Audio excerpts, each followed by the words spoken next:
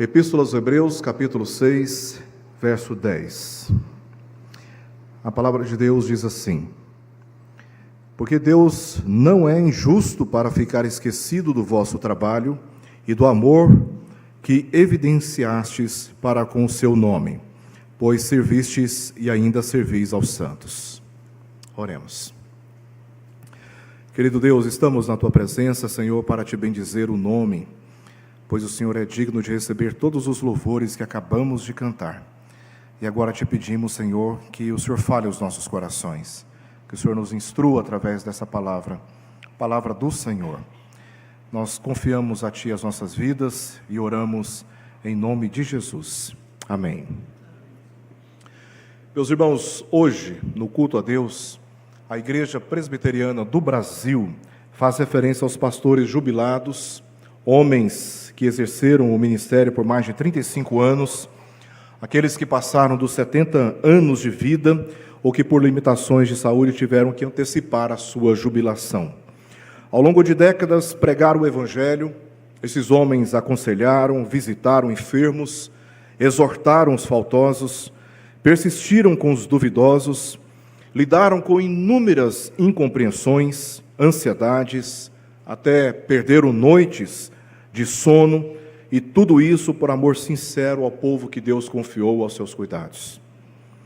Porém, não são poucos os que, depois de tantos anos de serviço pastoral, enfrentam saudade dessas rotinas pastorais, porque sofrem uma mudança muito repentina e, depois de jubilados, passam a sofrer com esse estado de ansiedade. Eu me lembro, depois de 14 anos pastoreando a última igreja, nós nos preparando para irmos para a Itália, essa viagem através da Agência Presbiteriana de Missões Transculturais não deu certo, por razões que os irmãos já conhecem. E aí eu tive que, na cidade da minha mãe, cidade de Itapuranga, pela primeira vez depois de 14 anos, passar o ano, final do ano, com uma porção do povo de Deus, filhos do Senhor, cristãos sinceros, mas eu não tinha nenhuma convivência com aqueles irmãos. A igreja estava em festa naquele dia, todos estavam alegres, mas eu estava muito entristecido porque eu não estava junto com a igreja que eu aprendi a caminhar e a amar durante tantos anos. Sentimentos esses que visitam corações de pastores jubilados que muitas vezes sofrem com esta mudança e a saudade das rotinas também pastorais. Sofrem muitas vezes com o esquecimento, com a invisibilidade, o afastamento abrupto do ministério ativo e até mesmo dificuldades financeiras. Eu conheço vários pastores que, jubilados, hoje estão padecendo muitas dificuldades. Conheço não apenas vários pastores que estão sofrendo por causa disso. Segundo a dissertação de mestrado de Rita Coelho de Melo de Almeida, dissertação essa que foi defendida em 2012 na Universidade Presbiteriana Mackenzie, a sua dissertação teve o título O lugar do pastor jubilado na igreja.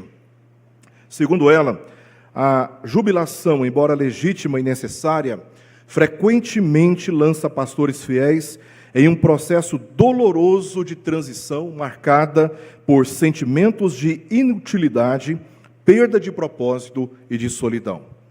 E ela, através da sua dissertação de mestrado, ela chama a atenção dos seus leitores e da igreja para que tenhamos um olhar especial voltado para os pastores jubilados pelos sofrimentos silenciosos que muitos deles, se não todos, experimentam depois que passam por um momento de transição nas suas vidas. Ainda assim, a maioria declara que seu maior consolo é saber que cumpriram a sua vocação diante de Deus e do seu povo, e é isso o que lhes basta. O reconhecimento e o cuidado dos membros da igreja podem faltar. A memória institucional pode até falhar, mas Deus, que é justo, jamais falha. Deus não falha com seus fiéis.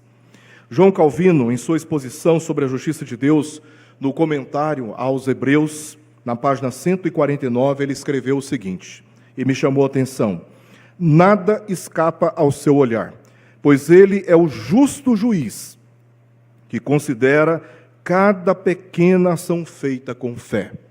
João Calvino está apenas seguindo as palavras do autor de Hebreus que nós lemos aqui no capítulo 6, verso 10. Deus, Ele é fiel.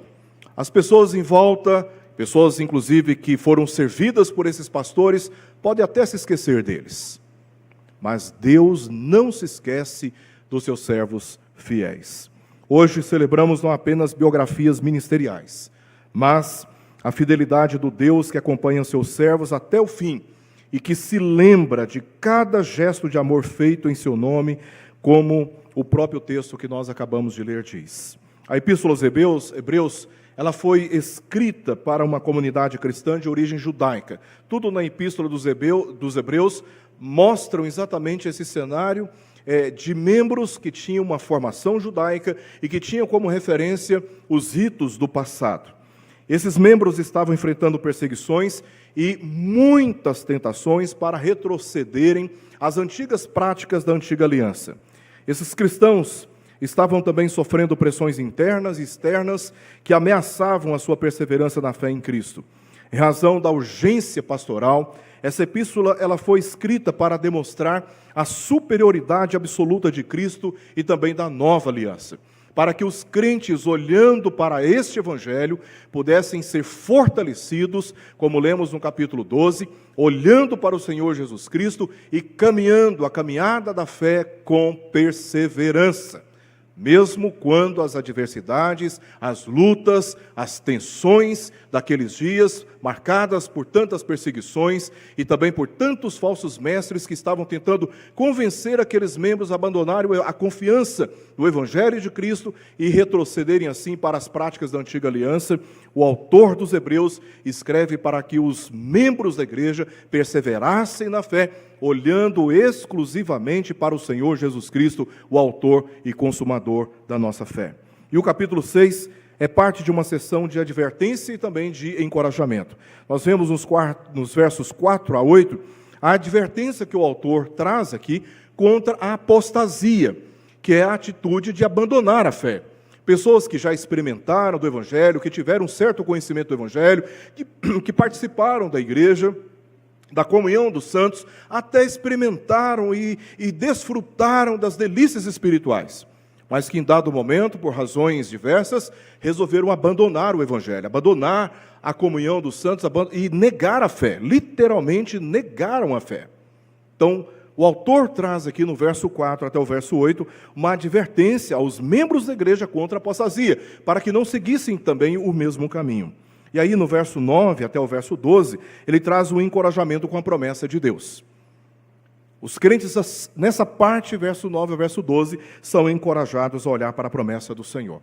Justamente no verso 10 do capítulo 6, ele funciona aqui como um ponto de virada, reafirmando que a fidelidade de Deus é o fundamento da perseverança dos crentes. Ele diz isso com muita ênfase no verso 11 e no verso 12. Eu quero convidar os irmãos para que leiam comigo. Desejamos, porém, continue cada um de vós mostrando até ao fim a mesma diligência para a plena certeza da esperança, para que não vos torneis indolentes, mas imitadores daqueles que pela fé, pela longanimidade, herdam as promessas. Então, veja como o autor ele está aqui se dirigindo aos membros daquela igreja. Ele vê, ele lembra o Senhor e ele também recompensará a cada cristão perseverante. E o autor chama atenção para esses exemplos que estão diante de nós e que nós não precisamos esperar para que passem, para que sejam homenageados, para que sejam lembrados. A melhor experiência que podemos ter é com os nossos pais que estão vivos, homenageando-os todos os dias, oferecendo-lhes o nosso respeito e a nossa consideração. Melhor homenagem que podemos fazer não é no dia 8 de março, Dia Internacional da Mulher, ou no mês de maio, no segundo domingo, homenageando as nossas mães. A melhor homenagem que nós podemos fazer é todos os dias, no trato com as nossas mães. Nós não precisamos esperar as nossas mães morrerem para depois ficarmos lamentando porque nós não as honramos enquanto estavam com vida. Assim também com os nossos pais. Estamos agora entrando no mês de agosto, o mês em que o Brasil inteiro, em dado momento, marca uma celebração para reconhecer o valor da paternidade na nossa sociedade. Nós não precisamos esperar essa data.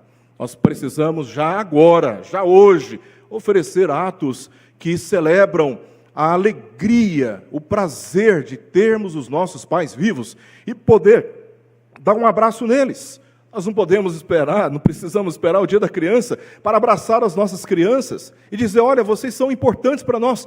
Não percamos a oportunidade de abraçar os nossos filhos, dizer que nós os amamos, que eles são importantes para nós. A melhor homenagem que podemos fazer é para eles enquanto eles estão perto de nós, porque um dia eles vão passar. E qualquer celebração e qualquer honraria que nós fizermos, eles não terão consciência delas. Então, é algo que precisa ser feito enquanto eles estão com vida. A melhor homenagem nesse mesmo sentido que podemos fazer é para pastores que estão vivos e estão entre nós, e que marcaram a nossa vida pela fidelidade a Deus, como o reverendo Johnny que está aqui, e a sua esposa Sheila. A melhor homenagem que nós podemos fazer é para o reverendo Abel e a sua maravilhosa esposa, a senhora Eunice, estão entre nós, e nós não precisamos esperar para que passem, para que sejam homenageados.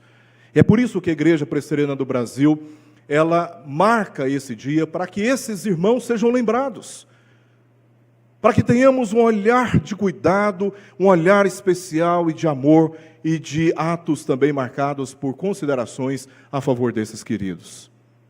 Nós não precisamos esperar que passem, eles estão entre nós, são uma referência para nós, são um exemplo para nós, e eles têm muito ainda para nos encorajar na fé. O autor de Hebreus faz exatamente isso, olhando para a nuvem de testemunha que nos rodeiam. Corramos com perseverança a jornada da fé, olhando firmemente para o autor e consumador da fé, o Senhor Jesus Cristo. Veja como o autor faz.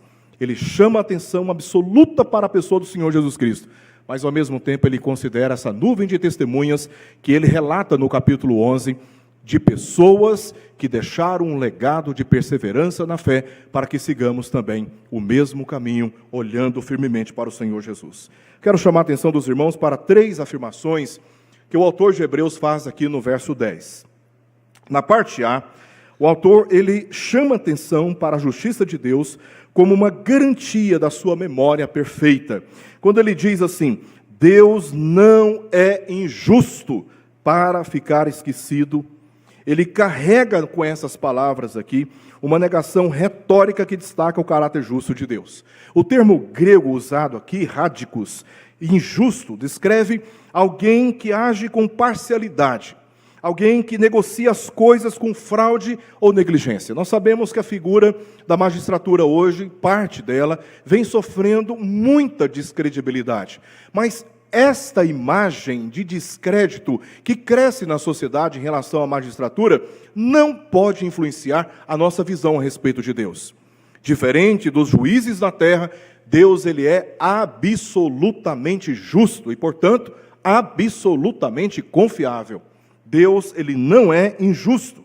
Então o autor, ao usar esse termo, rádicos, injusto, ele afirma que esquecer o trabalho dos seus servos seria uma violação das leis que revelam a retidão do seu próprio caráter. As leis de Deus, como as suas obras, falam do caráter de Deus. Por isso Deus não se esquece. O esquecimento aqui dos seus servos fiéis não corresponde com o caráter justo de Deus. Diferente dos homens, cuja memória é seletiva e limitada, Deus é justo e atento à fidelidade dos seus. Ele não se esquece porque a sua justiça ela é perfeita. Ela não é interesseira, ela não pode ser comprada, ela não pode ser barganhada. Ela é firme e ela é fiel. Esta é uma verdade essencial para aqueles que servem de uma forma silenciosa e perseverante no meio do povo de Deus. Deus vê. Estava chegando aqui, passando pelo corredor aqui embaixo, vi uma querida irmã que, desprovida de qualquer interesse, estava com uma vasilha na mão, aguando as plantinhas. Eu cheguei, abracei, dei um beijo nela, falei, mas que coisa linda que o senhor está fazendo. E ela me disse, pastor, eu gosto muito de plantas e eu vim aqui só para jogar água nas plantinhas. Ela não estava buscando qualquer reconhecimento, não esperava ser vista, estava fazendo algo que aos olhos de Deus estava totalmente sendo percebida. Assim, muitos servem no anonimato no meio da igreja. Assim, muitos servem no meio do povo de Deus, no silêncio, sem reconhecimento humano, mas estão lá, em nome do Senhor, honrando a vocação que receberam do Senhor, cumprindo cabalmente o seu trabalho, o seu ministério. O autor começa dizendo, olha, Deus não é injusto para mantê-lo sob esquecimento, porque Deus, ele é justo, e sua justiça revela o seu caráter. A segunda afirmação que ele faz está na parte B do verso 10, quando ele diz, do vosso trabalho e do amor que evidenciastes para com o seu nome. Olha a relação que ele faz do trabalho para com o nome do Senhor. O substantivo ergon, trabalho, que ele usa aqui, não se refere a qualquer atividade comum, mas a uma vida inteira devotada a servir a Deus e tem o sentido daquilo que mantém o homem ocupado. Não é uma tarefa particular, específica. O autor está se referindo a uma vida de dedicação, a uma vida consagrada ao serviço ao Senhor. Notemos que o trabalho está associado ao amor. Ele diz do vosso trabalho e do amor. Não é só o trabalho, mas também o amor. Porque o trabalho que não é motivado pelo amor é condicionado por interesses egoístas. Então, o trabalho é resultado do amor. Ele serve porque ele ama o Senhor. Ele serve a igreja, o povo de Deus, ele serve os santos, porque ele ama o povo de Deus, ele ama os membros da sua igreja. Por isso, esse trabalho é distinto e evoca a autoridade de Deus, quando ele diz que pelo trabalho e pelo amor que evidencia o seu nome. Então, o trabalho pastoral, ele é aceito por Deus não pela sua produtividade numérica, a quantidade de visitas, a quantidade disso ou de aquilo. Não se mede o trabalho pastoral por números, como você faz na contabilidade, numa atividade que envolve números, né, Tiago? Aí sim, você tem que quantificar, você tem que fazer cálculos, você tem que tirar, você tem que multiplicar. Mas trabalho pastoral não se mede, não se avalia por relatórios numéricos ou pelo seu ativismo, workaholics, aqueles que, de forma muito ativa, trabalham até ao ponto de esgotar-se emocionalmente, fisicamente e negligenciando relações que são primordiais. Mas é pela motivação de evidenciar a honra que pertence ao Senhor. Este é o trabalho marcado pelo amor, o qual evidencia o nome de Deus. É quando você trabalha com espírito voluntário, movido tão somente pelo amor a Deus, e não por recompensas de quem quer que seja. E é disso que Deus se lembra, do que foi feito e do amor ao seu nome, não da promoção pessoal na hierarquia eclesiástica, nem mesmo na popularidade das redes sociais. Por fim, o autor, na parte C do verso 10, ele faz uma terceira afirmação, quando ele diz, pois servistes e ainda servis aos santos. O verbo diaconel aponta para o serviço prático, o serviço diário, rotineiro, muitas vezes invisível, realizado a favor dos crentes em Cristo. E o uso aqui combinado do passado e do presente, como ele mesmo faz, né? Servistes, passado, e ainda servis, o passado e o presente, estão aqui temporalizados por esse trabalho e este amor com o qual evidenciaram e evidenciam o nome do Senhor. Isso destaca a continuidade do serviço e que não foi algo pontual, mas uma marca duradoura da vida cristã. Aqui ele se aplica, de modo especial, aos pastores que, mesmo jubilados, continuam servindo ao povo de Deus, com sabedoria, com oração, com conselho e também com seu bom testemunho, com seu exemplo.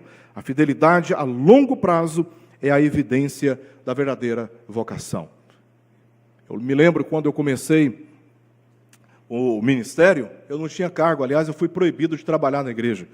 Mas é porque eu era meio afoito mesmo. Eu fui convertido, eu não me converti. Eu fui convertido em julho de 98. De uma forma muito pontual, no acampamento. Deus visitou minha vida de uma forma especial e naquele dia eu me rendi completamente aos braços do Senhor. Sem maturidade, passei a ler a Bíblia com muita paixão, e lia, e quanto mais eu lia a Bíblia, eu queria falar. E onde que eu poderia falar? Na minha cabeça era na minha igreja, eu queria já falar, pregar, eu já queria trabalhar, servir, e aí a liderança falou, calma, né? Calma que nós precisamos acompanhar você, tem a classe de catecúmenos, né? Tem que entender as doutrinas da igreja, você precisa ser novo na fé. Eu entendi, mas eu não segui muito isso não, né? Não segui muito isso não. A minha paixão e a minha motivação de servir, sem cargo, sem reconhecimento, sem nada, e eu disse para a liderança, se eu não posso servir aqui, eu vou servir lá fora. Eu comecei a fazer trabalhos evangelísticos nas ruas. Por isso que até hoje a minha vida ministerial é muito marcada pelo trabalho evangelístico. Já que eu não achei espaço dentro da igreja, então eu vou achar espaço fora da igreja. Eu dizia para eles, vocês não me dão uma oportunidade aqui, eu crio oportunidade ali. Mas nós nunca deixamos de servir. E por anos as pessoas falavam, olha, você precisa ir para o seminário, você tem um jeito de ser pastor, você precisa ir para o seminário. E eu nunca quis ir para o seminário, nunca quis ir para o seminário. O ponto, irmãos, é que quem é vocacionado não depende de cargo. Quem é vocacionado não depende de condições que as pessoas podem dar. Nós criamos as condições. Nós não precisamos de reconhecimento. Muito embora o reconhecimento, ele é saudável e ele é motivador. E aqui o autor de Hebreus, ele está sendo bastante claro, na medida que ele está dizendo, olha, que vocês servistes e servis. E fazem isso de uma forma amorosa, por amor a Deus. Porque vocês amam a Deus. Nós, irmãos, pastores da Igreja Presbiteriana do Brasil, vocacionados por Deus, servimos por amor o povo de Deus. A gente sabe que tem uns casos por aí que são vergonhosos, né? São tristes até mesmo de mencionar. Mas, graças a Deus, isso não é o caso da maioria. Existem pessoas no nosso meio que são exemplos para nós. E esses serviram durante muitos anos, mais de 35 anos, outros passaram de 70 anos, e outros, por limitações de saúde, tiveram que antecipar a sua jubilação. Mas continuam sendo pessoas dignas do nosso respeito e da nossa consideração. Devem ser lembrados nas nossas orações, simplesmente porque Deus jamais se esquece deles. Quero terminar trazendo aqui 3 palavras de encorajamento. E eu peço licença aos irmãos para dirigir essas palavras diretamente ao pastor Johnny, que está aqui entre nós, juntamente com sua esposa Sheila, porque sempre viveu tudo isso ao lado do seu marido, todo o ministério do lado do seu marido. Nunca esteve sozinho, pastor Johnny. Todas as ansiedades, as lutas e tudo o que o pastor Johnny já viveu, assim como o pastor Abel, suas esposas estiveram ao seu lado e devem ser consideradas da mesma forma. Primeiramente, permaneça firme na certeza de que Deus vê cada gesto de fidelidade. Talvez as suas mãos já não sejam tão firmes quanto antes. Talvez o púlpito seja hoje um pouco distante. Os holofotes tenham se apagado. Mas saiba de uma coisa, meu irmão. Deus não se esqueceu de ti. Deus não se esqueceu de ti, Sheila. Ele viu cada sermão pregado com sinceridade, cada oração feita em silêncio, cada lágrima derramada pelas suas ovelhas. E a sua justiça garante que nada disso foi esquecido. O reconhecimento do Senhor é superior a qualquer reconhecimento humano. Como disse John Owen, um dos 3 maiores teólogos reformados de todos os tempos, ele disse no seu livro, As Obras de John Owen, na página 73, nosso labor para Cristo é sustentado pela certeza de que Ele mesmo o recompensará, ainda que os homens o ignorem.